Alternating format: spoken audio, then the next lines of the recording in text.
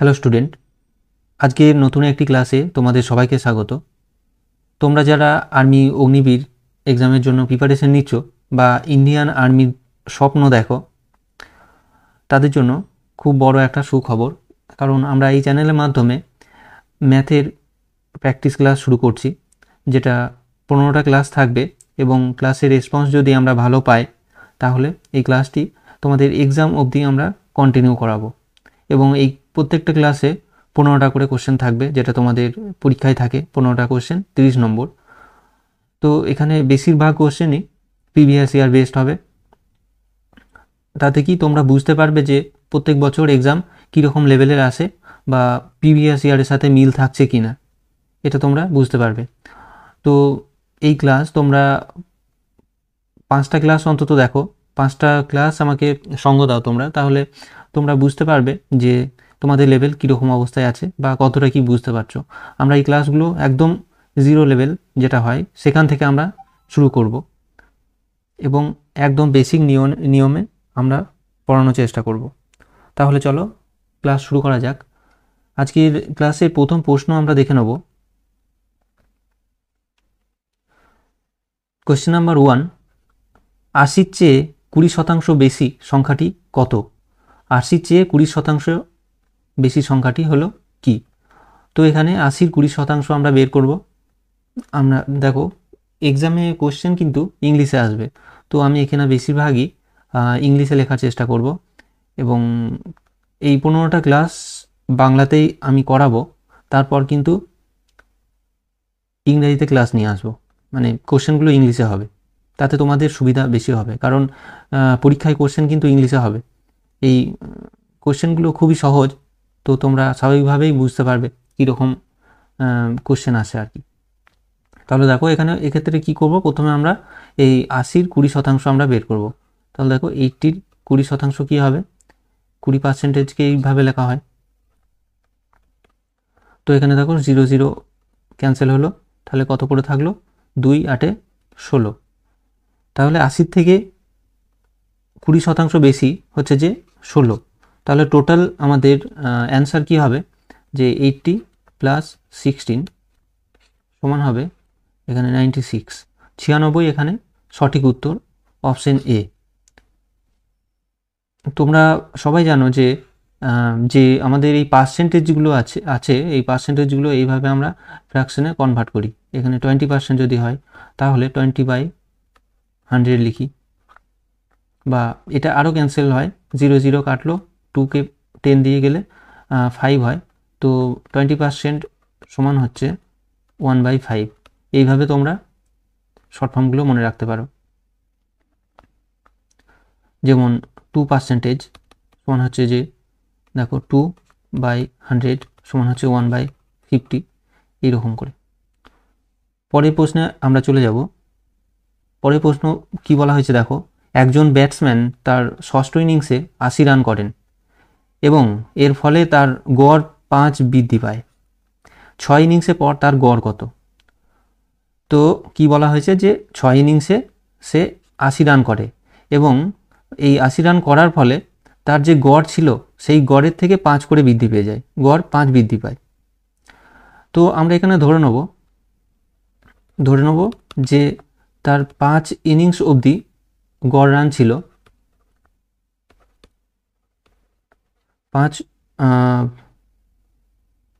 5 innings অবধি তার গড় রান ছিল, সেটাকে এভারেজ, সেটা আমি শর্ট ফর্মে এভিজি লিখছি। এটা সমান কত ছিল, এক্স ধরে নিলাম, ঠিক আছে। এবং দেখো তারপর কি হলো, ষষ্ঠ ইনিংসে 80 রান করলো, 80 রান করার ফলে 5 বৃদ্ধি পেয়েছে। তার মানে 6 নম্বর যে ইনিংস সেখানে এভারেজ কত দাঁড়িয়েছে, 6 নম্বর ইনিংসে এভারেজ দাঁড়িয়েছে x+5। তো এরপর আমরা কি করব, দেখো যে 5 নম্বর ইনিংসের এভারেজ হচ্ছে 6, ঠিক আছে। টোটাল কি হবে, টোটাল আমাদের এভারেজের ফর্মুলাটা থাকে এরকম, এভারেজ হচ্ছে যে সাম ডিভাইডেড বাই টোটাল নাম্বার আর কি, টোটাল নাম্বার, এবং সাম সমান হচ্ছে যে এভারেজ ইন্টু টোটাল নাম্বার। তো দেখো এখানে তাহলে 5 নম্বর ইনিংসের টোটাল নাম্বার কত পেয়েছে, টোটাল নাম্বার কত, টোটাল রান কত হয়েছিল 5 নম্বর ইনিংসে, টোটাল রান সমান কি 5x, ঠিক আছে 5x হলো।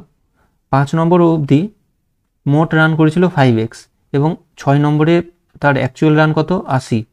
তাহলে দেখো 6 নম্বর ইনিংসের টোটাল রান কত হবে, 6 ইনিংসে টোটাল রান হবে 5x প্লাস 80, ঠিক আছে 80 হলো। এরপর আমরা দেখো ইকুয়েশন করব, মানে সমাধান করব। তাহলে শর্তে আমি এগুলো তোমাদের বোঝার জন্য বড় করে লিখছি, তো তোমরা পরীক্ষায় যখন করবে তখন একদম শর্টে এই জিনিসটা বেরিয়ে আসবে, এখানে বেরিয়ে আসবে, একদম শর্টে এখানে লিখবে। তাহলে দেখো 6 নম্বর ইনিংসের ক্ষেত্রে 6 নম্বরে টোটাল রান কত হলো 5x প্লাস 80, 6 নম্বর অবধি ইনিংসে টোটাল রান দাঁড়ালো 5x প্লাস 80। তো 6 নম্বর ইনিংসের গড় রান কত হবে 5x প্লাস 80 ডিভাইডেড বাই 6, 6টা ওভার ইজিক্যাল টু আমাদের ধরা কত হয়েছিল যে 6 নম্বর ইনিংসের অ্যাভারেজ ধরা হয়েছিল x প্লাস 5, এই দুটো সেম হলো। এরপর এটা আমরা সমাধান করব। দেখো এটা 5x প্লাস 80 ইজিক্যাল টু এই 6 আর x প্লাস 5 যদি আমরা গুণ করি তাহলে এখানে পাবো 6x প্লাস 30। এটা যদি আমরা ক্যালকুলেশন করি, দেখো 5x আর 6xটা যদি আমি লেফটের দিকে নিয়ে আসি তাহলে এখানে পাবো -x ইজিক্যাল টু 80, আমি যদি রাইটে নিয়ে আসি তাহলে এখানে -50, তাহলে মাইনাস মাইনাস ক্যান্সেল হলো। তাহলে দেখো x সমান কত পাচ্ছি, x সমান পাচ্ছি 50, কিন্তু আমরা x ধরেছিলাম কি 5 নম্বর ইনিংসের এভারেজ ধরেছিলাম, কিন্তু প্রশ্নে চাওয়া হয়েছে কি 6 নম্বর 6 ইনিংসের পরে তাদের গড় কত। তাহলে এখানে দেখো 6 ইনিংসের পর তাদের এভারেজ কি ছিল x প্লাস 5, তাহলে এখানে আমাদের অ্যান্সার হবে 50 প্লাস 5 ইজিক্যাল টু 55। এখানে আমাদের সঠিক উত্তর 55, অপশন ডি কারেক্ট অ্যান্সার। পরবর্তী প্রশ্নে চলে যাব। একজন লোক তার ঘড়ি 450 টাকায় বিক্রি করায় 10% ক্ষতি হয়, ঘড়িটির ক্রয় মূল্য কত। তাহলে এখানে কিছু কিছু টার্ম আমরা ইংরেজিতে জানবো, যেটা হচ্ছে যে সিপি। সিপি হচ্ছে যে সিপি মানে কস্ট প্রাইস, সেটি হচ্ছে যে ক্রয় মূল্য, এবং এসপি, এসপি হচ্ছে সেলিং প্রাইস অর্থাৎ বিক্রয় মূল্য।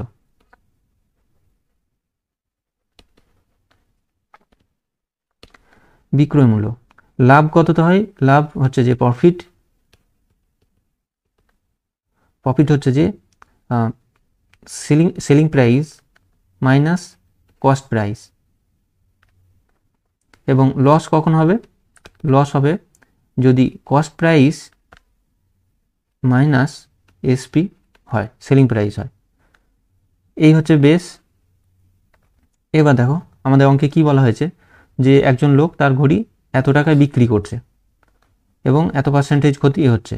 তাহলে 10% মানে কি, 10% মানে হচ্ছে যে 100 টাকায় সে 10 টাকা ক্ষতি করছে, মানে কত 100 টাকা, 100 বাই 10 বাই 100। তাহলে এখানে দেখো 100 টাকায় 10 টাকা ক্ষতি হলো, তার মানে কত থাকলো 90 সে বিক্রি করেছে, 90 টাকায় বিক্রি করেছে। তাহলে এখানে দেখো যদি 90 টাকায় সে বিক্রি করে, আর এখানে আমাদের অ্যাকচুয়াল বিক্রয় মূল্য কত 450 টাকা, তাহলে এখানে 90 এর ভ্যালু হচ্ছে 450 টাকা। তাহলে 1 টাকায় মানে 1-এর ভ্যালু হচ্ছে 450 বাই 90। আমাদের কি চাওয়া হয়েছে ক্রয় মূল্য, আমাদের ক্রয় মূল্য কত এখানে ধরেছি 100, তো 100 ভ্যালু হবে ইন্টু 100। তাহলে দেখো 0 0 ক্যান্সেল হলো, এখানে 9 দিয়ে কাটবে, এটা 5 9 45 0, তাহলে 50 ইন্টু 10 সমান হবে 500, 500 টাকা এখানে সঠিক উত্তর। তো এটা বোঝা গেল, এটা একটু খেয়াল করে বুঝবে যে 10% অর্থাৎ 10 টাকায় 100 টাকা, মানে 100 টাকার জিনিসের উপরে সে 10% ক্ষতি, মানে 10 টাকা ক্ষতি হলো। তার মানে কি 90 টাকায় সে বিক্রি করেছে, বিক্রয় মূল্য হচ্ছে 90 টাকা। তাহলে 90 টাকায় যদি বিক্রয় মূল্য হয় আর আমাদের এখানে অ্যাকচুয়াল ভ্যালু হচ্ছে যে 450 টাকা, তাহলে 90 এর ভ্যালু 450, 1-এর ভ্যালু হচ্ছে এত এবং 100-র ভ্যালু এত। তো এটা আমরা ফর্মুলা দিয়েও, যে আমরা ক্লাস 9-10-এ যেটা করতাম ফর্মুলা ইউজ করতাম, সেখান থেকেও তোমরা করতে পারো। ঠিক আছে, সেটা কি হতো, এই যে বললাম যে লস সমান কি, cost price minus selling price, কিন্তু লস পার্সেন্টেজ ইজিক্যাল টু হবে যে selling CP minus SP divided by CP into 100। ঠিক আছে, তো দেখো লস প্রাইস কত, 10, এখানে 10 হলো, এখানে সিপি আমাদেরকে বের করতে হবে, এসপির ভ্যালু হচ্ছে 450, সিপি বের করতে হবে আমাদের, আর এখানে 100। এখানে যদি আমরা 100টা এদিকে নিয়ে যাই তো দেখো এটা ক্যান্সেল করতে পারবো, 0 0 কাটবে, তাহলে এখানে 1 থাকলো। এটা ক্যালকুলেশন করলে কি হবে, এখানে এদিকে সিপি আসবে বাঁদিকে এবং ডান দিকে কি থাকবে, 10 যদি এটা গুণ হয়ে যায় তাহলে 10 সিপি মাইনাস 4500। তো এটা ক্যালকুলেশন করলে দাঁড়ায় মাইনাস, এই 10 সিপিতে যদি আমি এই বাঁদিকে নিয়ে আসি তাহলে এখানে পাবো 9 সিপি সমান হচ্ছে যে মাইনাস 4500। মাইনাস মাইনাস ক্যান্সেল হলো, 9 দিয়ে এটা কাটবে, 5 9 45, 500। তাহলে এখানে কত পেলো, সিপি সমান 500। এখানে সঠিক উত্তর অপশন এ, 500 টাকা। তো তোমরা যে কোনো একটা নিয়মে করতে পারো, এইটা একদম বেস নিয়ম আর এটা একটু শর্ট ফর্ম, এটা বোঝার উপরে ডিপেন্ড করছে আর কি। এবার এটাও বুঝে গেলে তোমরা একবারে এই অঙ্কটা করতে পারবে যে বিক্রয় মূল্য যদি 450 টাকা হয় এবং 10% ক্ষতি হচ্ছে, মানে বিক্রি হচ্ছে সেটা 90-এর জিনিস, 100 টাকা জিনিসটা 90 টাকায় বিক্রি হচ্ছে, তাহলে 100 ভ্যালুটা কত, এইভাবে। তো ডাইরেক্ট এইভাবে করলে এই একটা 2 সেকেন্ডের মধ্যে অঙ্কটা হয়ে যাবে। এখানে 0 0 কাটলো, এখানে 9 দিয়ে কাটবে, 50 হলো, তাহলে 50 × 10 500। পরবর্তী প্রশ্ন, এ একটি কাজ 8 ঘন্টায় করতে পারে আর বি একটি কাজ একা 16 ঘন্টায় করতে পারে। এ এবং বি একসঙ্গে কাজ করলে কত ঘন্টায় কাজটি শেষ করতে পারবে? তো এখানে অঙ্ক করার আগে আমাদের জানতে হবে যে টোটাল ওয়ার্ক কিভাবে আমরা বের করব, বা মোট কাজ। টোটাল ওয়ার্ক সমান হয় যে টাইম ইন্টু এফিসিয়েন্সি বা দক্ষতা। এফিসিয়েন্সি কি না, সে কোনো কাজ যদি 8 ঘন্টায় সে করতে পারে, সেটা 1 ঘন্টায় কত করছে, ঠিক আছে, পার মিনিটে কত করছে, একদিনে কত করছে, মানে এই একক দিনে করছে বা একক ঘন্টায় করছে, এই জিনিসটা হচ্ছে যে এফিসিয়েন্সি। তো এক্ষেত্রে অঙ্কগুলো আমরা এইভাবে করব। দেখো প্রথমে আমরা কি এ আর বি সে কত ঘন্টায়, টাইমগুলো আমরা এখানে লিখব, ঠিক আছে, টাইম এখানে লিখব, এখানে আমরা এফিসিয়েন্সি বের করব। তো এ 8 ঘন্টায় কাজটি করছে, বি করছে 16 ঘন্টায়। আমরা এই 8 আর 16-র এলসিএম নিয়ে নেব। 8 আর 16-র এলসিএম হয়, এলসিএম মানে লসাগু। 8 আর 16 যদি আমরা এলসিএম নিই তাহলে দেখো কি পাবো, 16 এলসিএম হয় 16, এখানে কি বেরোচ্ছে, এটা হবে টোটাল ওয়ার্ক, এলসিএমটা হয় টোটাল ওয়ার্ক। তাহলে দেখো এবার 2 8 16, 8কে কত দিয়ে গুণ করলে 16 হয়, 2 দিয়ে গুণ করলে 16 হয়। তো এখানে এই এফিসিয়েন্সি হচ্ছে, এ এর এফিসিয়েন্সি হচ্ছে 2 এবং বি এর এফিসিয়েন্সি হচ্ছে যে 1। তাহলে কি হলো, ব্যাপারটা দাঁড়ালো যে সে 8 ঘন্টায় যদি কাজ করে এবং 16 ঘন্টায় যদি সেই কাজটাই করে, তাদের টোটাল ওয়ার্ক হবে 16 ইউনিট এবং সে 1 ঘন্টায় কত, 2 ইউনিট কাজ করছে এবং এ 1 ঘন্টায় 1 ইউনিট কাজ করছে। এদের এফিসিয়েন্সি এটা 2 ইউনিট আর 1 ইউনিট। তাহলে দেখো কি বলেছে অঙ্কে, যে এ বি যদি একসাথে কাজ করে তাহলে কত ঘন্টায় কাজটি শেষ হবে। আমাদের টোটাল কাজ কত করতে হবে, আমাদের চেয়েছে কি যে কত ঘন্টা, টাইম চেয়েছে, এই ফর্মুলাটার দিকে খেয়াল রাখো, টাইম চেয়েছে, তাহলে টাইম সমান কি পাচ্ছি, টাইম সমান টোটাল ওয়ার্ক বাই এফিসিয়েন্সি। তাহলে এখানে টোটাল ওয়ার্ক দুজন মিলে কত ইউনিট কাজ করছে, 3 ইউনিট কাজ করছে, ঠিক আছে, আর টোটাল ওয়ার্ক আছে 16 ইউনিট। তাহলে দেখো 16/3 এত ঘন্টায় তারা একসাথে কাজটি কমপ্লিট করবে। এখানে সঠিক উত্তর অপশন এ। আশা করছি তোমরা সবাই বুঝতে পারছো। যদি একটু অসুবিধা হয় তোমরা আরেকবার দেখবে এই ক্লাসটা, বুঝতে পেরে যাবে। পরবর্তী প্রশ্ন, যে 200 এর 25% কত? 200-র 25% কত? তাহলে এর আগেই আমরা দেখলাম যে পার্সেন্টেজটাকে কীভাবে আমরা ফ্র্যাকশনে লিখছি। তো এটা যদি ফ্র্যাকশনে লিখি কী হবে, 25/100 এটা। তাহলে 200 25%, মানে কি করব, 200 ইন্টু 25/100। দেখো 0 0 কাটলো, এখানে কি পড়ে থাকলো, 2 ইন্টু 25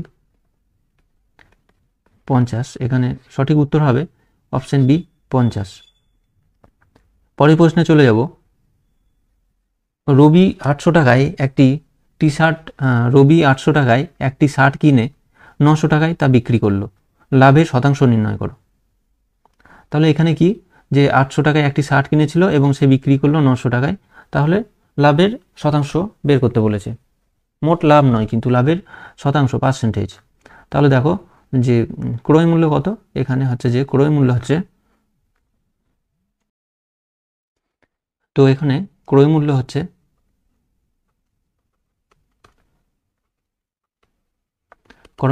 যে 800 টাকা। আমি ইংলিশে লিখছি 800 টাকা, 800 রুপিস 800।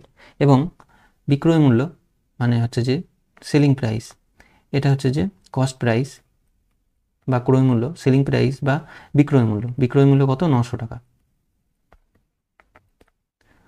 তো যদি লাভের শতাংশ বের করতে হয় তাহলে আমাদের সূত্র হচ্ছে যে selling price minus cost price divided by cost price into 100।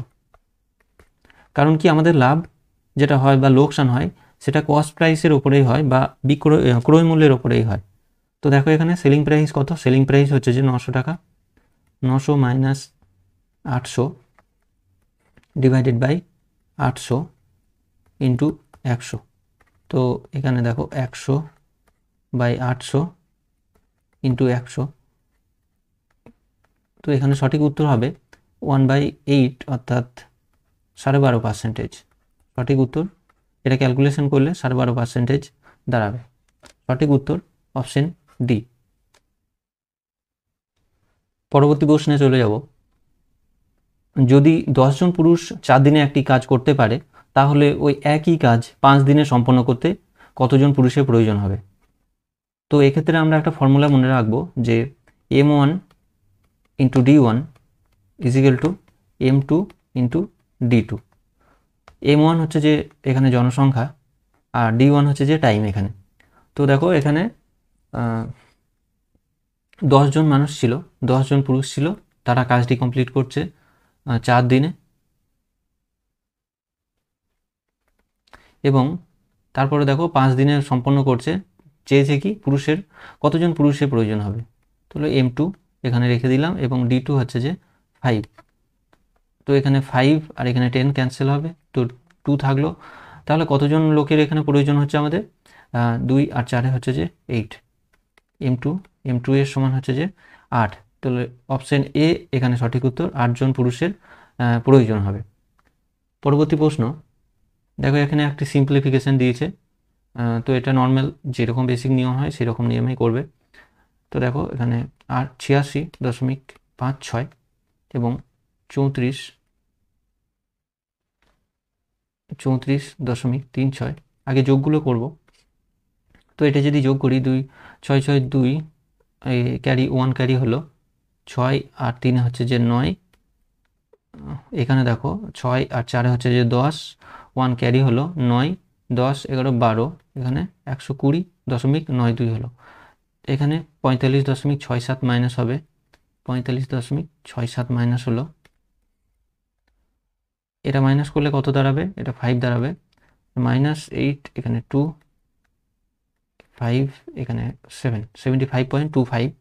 তো দেখো এই যে প্লাস হয়ে রয়েছে এইদিকে, তো এটা বাঁ সাইডে নিয়ে গেলে মাইনাস হবে।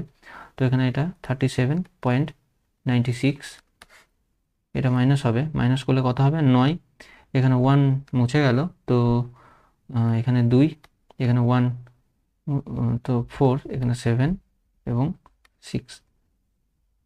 আচ্ছা, এটা 6 দাঁড়াবে, তা এখানে 3। এখানে সঠিক উত্তর হবে 37.29। অপশন এ এখানে সঠিক উত্তর। পরবর্তী প্রশ্ন দেখো, 3, 6, 9, 6 এর গড় কত? তো আমাদের এখানে প্রথমেই জানতে হবে যে গড় কি। তো গড় বা অ্যাভারেজ হচ্ছে যে total sum of the observation বা সাম অফ দ্য নাম্বারস বা ভ্যালু আর divided by total number of observation মানে কি, যে বা কোনো নাম্বার, এরকম যদি নাম্বার থাকলো, এই কত সংখ্যক নাম্বার রয়েছে সেগুলো টোটাল নাম্বারের হবে, এবং সাম হচ্ছে যে এই সংখ্যাগুলোর সাম। তাহলে এখানে অ্যাভারেজ কত হবে? দেখো, 3 + 6 + 9 + 6 ডিভাইডেড বাই কতগুলো সংখ্যা, এখানে 1, 2, 3, 4, 4টে সংখ্যা ডিভাইডেড বাই 4। এটা হচ্ছে যে গড়। দেখো, 6, 3 আর 6 হচ্ছে 9, 9 আর 9 18, 18 আর 6 হচ্ছে যে 24, 24 ডিভাইডেড বাই 4। এখানে 4, 6, 24, তো এখানে সঠিক উত্তর হবে অপশন বি 6। পরবর্তী প্রশ্ন, সমবাহু ত্রিভুজে কোণগুলি এখানের মধ্যে কোনটি? তো তোমাদের জানা দরকার যে সমবাহু ত্রিভুজ কাকে বলে। সমবাহু ত্রিভুজ হচ্ছে যে ত্রিভুজের 3টি বাহুই সমান। তো দেখো, এখানে 3টি বাহু যদি সমান হয়, এই কোণগুলিও সমান হবে, তাই তো? প্রত্যেকটা বাহু যদি সমান হয়, তাদের কোণগুলিও সমান হয়। এবং ত্রিভুজের 3টি কোণের সাম কত? 3টি কোণের যোগফল হচ্ছে যে 180 ডিগ্রি। তো এখানের মধ্যে দেখো, অপশন এ হচ্ছে 3টে কোণই সমান, তো এখানে অপশন এ সঠিক উত্তর। পরবর্তী প্রশ্ন, বা তোমরা এভাবেও দেখতে পারতে যে 3টি কোণের সমষ্টি হচ্ছে যে 180 ডিগ্রি ত্রিভুজের। তো এখানেই একমাত্র কন্ডিশন যেখানে 180 ডিগ্রি হচ্ছে না, এটা হচ্ছে, এটা হবে না। তো এখানে দেখো, এখানেও কন্ডিশন স্যাটিসফাইড, কিন্তু কি না, সমবাহু ত্রিভুজ 3টি কোণই সমান হয়। পরের প্রশ্ন, নিচের কোনটি 4 অঙ্কের বৃহত্তম সংখ্যা যা 88 দ্বারা বিভাজ্য? নিচের কোনটি 4 অঙ্কের বৃহত্তম সংখ্যা যা 88 দ্বারা বিভাজ্য? তো এখানে আমরা বড় প্রসেস কি না, প্রত্যেকটাকে চেক করার দরকার নেই, যে 88 দিয়ে ভাগ করে করে চেক করার দরকার নেই, বিশাল লেন্থি হয়ে যাবে। তো আমরা শর্টে কিভাবে করব? তো এদের ফ্যাক্টরগুলোকে আমরা লিখে নেব। 88 ফ্যাক্টর কি কি দাঁড়াবে?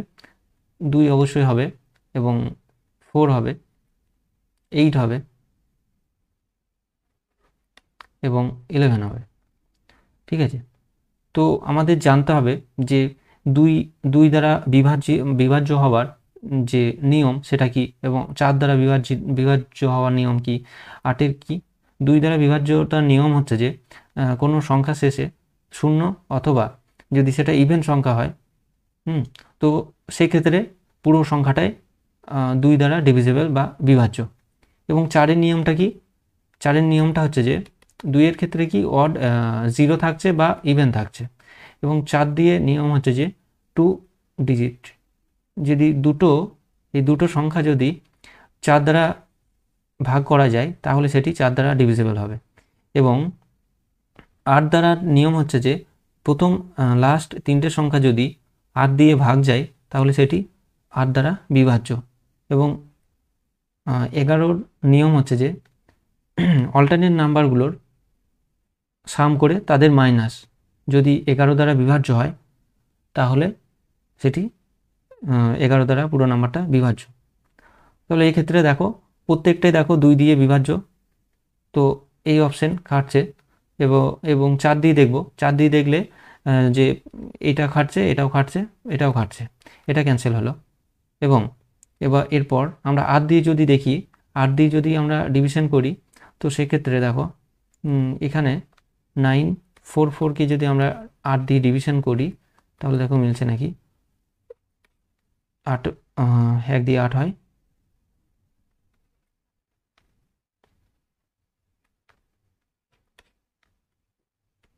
তো 8 8 64। তো দেখো অপশন এ এখানে সঠিক উত্তর। আচ্ছা, এখানে দেখো তিনটে সংখ্যাও মিলছে। আচ্ছা, এখানে বলেছে 4 অঙ্কের কোন বৃহত্তম সংখ্যা। প্রথমত এটা বৃহত্তম না, এর থেকেও বৃহত্তম রয়েছে এইগুলো। ঠিক আছে, তো এখানে সঠিক উত্তর অপশন এ। এটাও 8 দিয়ে ডিভিশন ভাগ করলে মিলবে না, কারণ এই 3টে ডিজিট ভাগ করলে মিলছে না, এবং এখানেও 3টে ডিজিট ভাগ করলে মিলবে না। তো এখানে সঠিক উত্তর অপশন এ। পরবর্তী প্রশ্ন, যদি এক্স প্লাস ওয়াই সমান 4 এবং 1/x প্লাস 1/y সমান 4 হয়, তাহলে এক্স কিউব, আচ্ছা এটা এক্স কিউব আর ওয়াই কিউবের মান নির্ণয় করো। তো এখানে আমরা কি করব, কি আমাদের কন্ডিশন দিয়েছে, এক্স প্লাস ওয়াই সমান হচ্ছে যে 4। তাহলে দেখো প্রথমে আমরা এদের কিউব নিয়ে নেব। তাহলে কি পাবো আমরা, x cube plus y cube plus 3xy into x plus y is equal to x, 4 এর কিউব হয় 64। তো এখানে ভ্যালুগুলো বসিয়ে দেবো। আচ্ছা, এখানে দেখো এক্স কিউব থাকলো এবং এখানে ওয়াই এর কিউব থাকলো এবং 3xy, 3xy x plus Y এর ভ্যালুটা আমরা পেয়ে যাব এখানে 4। তো 4 লিখছি এবং এটা 64। তো দেখো 1/x, এখান থেকে আমরা এক্স ওয়াই এর ভ্যালুটা বের করব। 1/x এবং 1/y ইজ ইকুয়াল টু হচ্ছে যে 4। তাহলে এক্স প্লাস ওয়াই আর এক্স ওয়াই, এলসিএম হচ্ছে যে এক্স ওয়াই, তো এটা যোগ করলে এরকম দাঁড়ায়। তো 4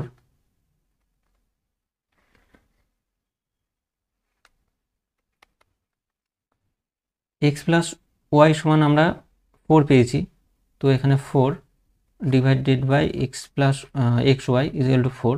দেখো এই 4 ওপরে আছে এবং এখানেও 4 ওপরে আছে, তো এরা ক্যান্সেল হয়ে যাবে। তো X Y is equal to কী পড়ে থাকবে, 1। ঠিক আছে, এটা যদি তোমরা নর্মাল নিয়মে ক্যালকুলেশন করে ভাঙো তো এক্স ইন্টু ওয়াই সমান 1 পাবে।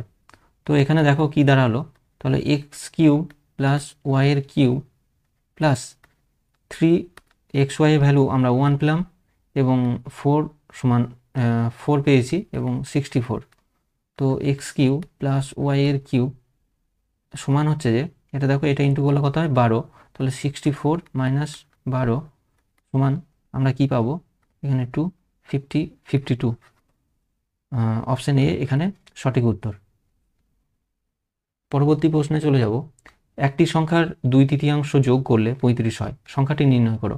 একটি সংখ্যার 2/3 যোগ করলে 35 হয়।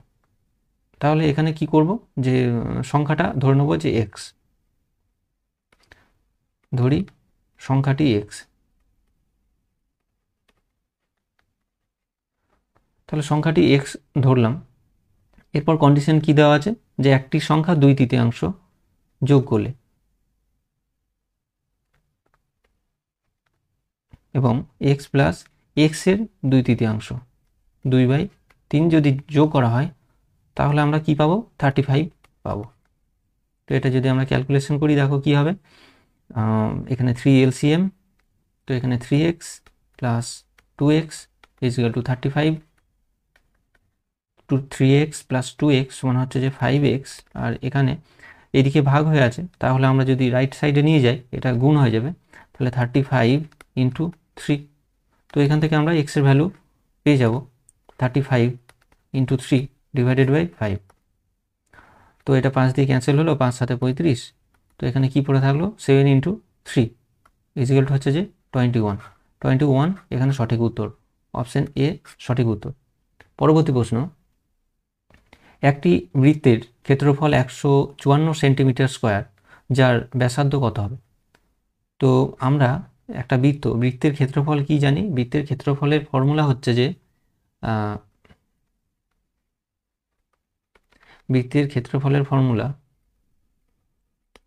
পাই আর স্কোয়ার। ঠিক আছে। এবং তোমরা এখানে মনে রাখবে যে বৃত্তের ক্ষেত্রফল হচ্ছে যে পাই আর স্কোয়ার এবং পরিসীমা হচ্ছে যে 2πr। ঠিক আছে, তো অঙ্কটা কি করব আমরা, যে পাই আর স্কোয়ার সমান হচ্ছে যে 154, তাহলে এখানে পাই সমান হচ্ছে 22/7,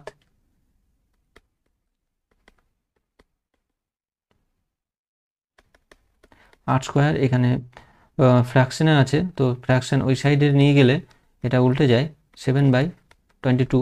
দেখো এটা ক্যান্সেল করো, 11 2 দিয়ে করলাম, তাহলে 2 সাথে 14 হয় এবং 2 সাথে 14, তাহলে 11 7 যা 77।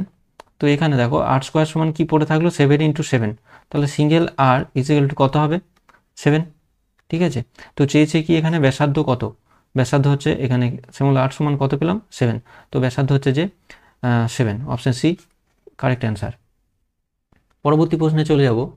একটি আয়তকার ক্ষেত্রের কর্ণ এবং এক বাহু যথাক্রমে এত মিটার এবং এত মিটার, অন্য বাহুটি নির্ণয় করো। তো অঙ্কে বলা হয়েছে যে একটা আয়তক্ষেত্র, তার কর্ণ দৈর্ঘ্য হচ্ছে যে 289 এবং কোনো একটা বাহু 161। ঠিক আছে, তো দেখো এখানে আমরা পিথাগোরাসের যে ফর্মুলা সেটা ইউজ করব। ঠিক আছে, এটা একটা ত্রিভুজ দেখো, তো যার এটা লম্ব পেয়েছি ভূমি এবং এটা অতিভুজ। ঠিক আছে, তো পিথাগোরাসের উপপাদ্য সমান কি জানি, যে অতিভুজের স্কোয়ার, অতিভুজটা আমরা এবি ধরছি এবং পয়েন্টের নাম দিলাম, তো এবি এর স্কোয়ার সমান হচ্ছে যে লম্ব স্কোয়ার প্লাস ভূমি স্কোয়ার, তাহলে বিসি তার স্কোয়ার প্লাস এসি স্কোয়ার। তো এখানে দেখো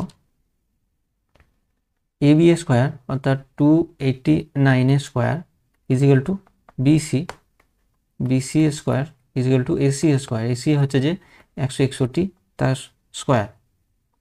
ঠিক আছে, তো এখানে আমরা যদি 289 এর স্কোয়ার করি, তো এটা দাঁড়ায় 83,521। বিসি এর স্কোয়ার সমান প্লাস 161 স্কোয়ার, এটা তোমার ক্যালকুলেশন করলে দাঁড়াবে 25,921। তো দেখো এইদিকের 25,000 এটা যদি এইদিকে নিয়ে আসি তাহলে এটা মাইনাস হয়ে যাবে, তাহলে আমরা বিসি এর স্কোয়ার সমান কত পাচ্ছি,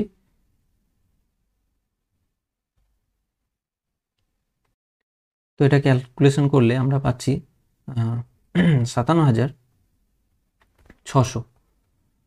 তো এখানে আমরা দেখো এটা যদি বর্গরুটে ক্যালকুলেশন করি তাহলে আমরা কি পাবো, যে এটা আমরা জানি যে 24 × 24 করলে হয় 576 আর 10 10 100, তাহলে আমরা এখানে পাচ্ছি 240। তো বিসি সমান হচ্ছে যে 240 মিটার। তো একটি বাহু হচ্ছে যে 161 মিটার এবং অন্য বাহুটি হচ্ছে 240 মিটার। আজকের ক্লাস এই অবধি। তো ক্লাসটা যদি ভালো লেগে থাকে অবশ্যই তোমরা এটা শেয়ার করো এবং কন্টিনিউ জুড়ে থেকো এই চ্যানেলের সাথে। ধন্যবাদ।